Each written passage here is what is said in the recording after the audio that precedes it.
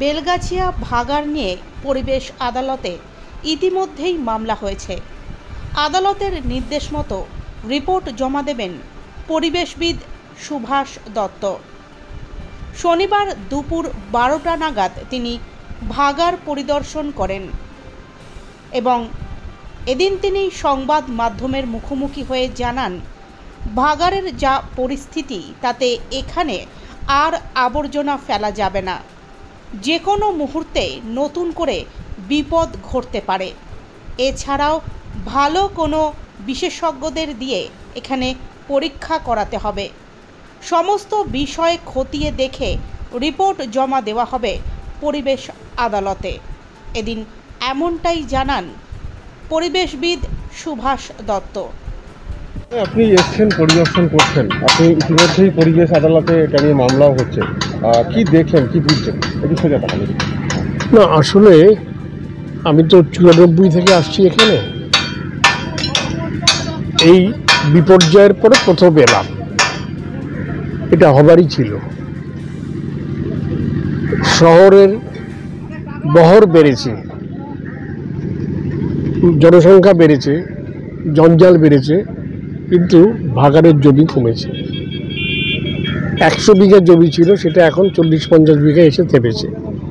তো এই যে পাহাড় প্রমাণ এইভাবে ময়লা ফেলা, এটা যে একদিন এটা বিপর্যয় ঘটবে, এটা আমি আদালতকে অনেকবার জানিয়েছি এবং 2003 সালে প্রথম এবং 2008 সালে দ্বিতীয়বার বলেছিল যে 6 মাসের মধ্যে বিকল্প জায়গা খোঁজো ভাগাড়ে। এবং দূষণটা কতটা মনে হচ্ছে না? এটা তো দূষণের কোনো মানে পরিমাপ, এটা তো মাপা যায় না, ব্যারোমিটারে ধরবে না। টেম্পারেচার যে আমরা মাপি, যে থার্মোমিটার, সেই থার্মোমিটারের মানে যে ম্যাক্সিমাম যেটা রেকর্ড করে তার থেকে বেশি। এটা দূষণ তো বলা যাবে না, দূষণ আমাদের ভূষণ। সুতরাং এটাতে দূষণ শুধু নয়, সবচেয়ে বড় কথা হচ্ছে এখানে জলের পাইপটা বাস্ট করেছিল, ভেঙে হয়েছিল।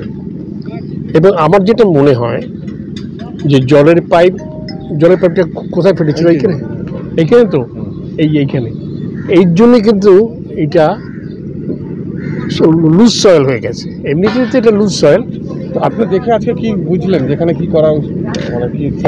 এটা হাওড়া মিউনিসিপ্যাল কর্পোরেশন বা শুধু রাজ্য সরকারের হাতে দিলে চলবে না, একেবারে অল ইন্ডিয়া লেভেলে বা ইন্টারন্যাশনাল লেভেলে এক্সপার্টদের এনে, কারণ এইরকম বিপর্যয় আমি তো রাজ্যের বাইরের রাজ্যের মধ্যে অন্তত 10-11টা ডাম্পিং গ্রাউন্ড আমি ভিজিট করেছি এবং সেই নিয়ে মামলাও করেছি। কিন্তু এই ধরনের অবস্থা কিন্তু কোথাও নেই। এটা যারা এখানে রয়েছেন পরিচালনায়, হয়তো তাদের উপর বর্তাচ্ছে দায়টা, কিন্তু তারা এটা পারবেন না। তার কারণ এই এক্সপার্টিস কারণ নেই। আর ওই যে যাদবপুর বিশ্ববিদ্যালয়কে তারা সলিড ওয়েস্ট ম্যানেজমেন্টটা জানেন, কিন্তু এই যে এখানে মিসম্যানেজমেন্ট হয়ে আছে প্রায় 25-30 বছর ধরে, সেটা তারা যদি এসে চাক্ষুষ না করেন তাহলে এটার কোনো রেমিডি আসবে না।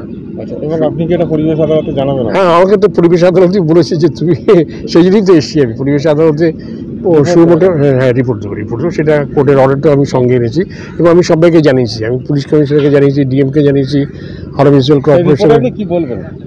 রিপোর্টে যা দেখলাম তাই বলবো যে এটা আর ব্যবহার করা যাবে না, এইটাই আমার কনক্লুশন। ঠিক আছে।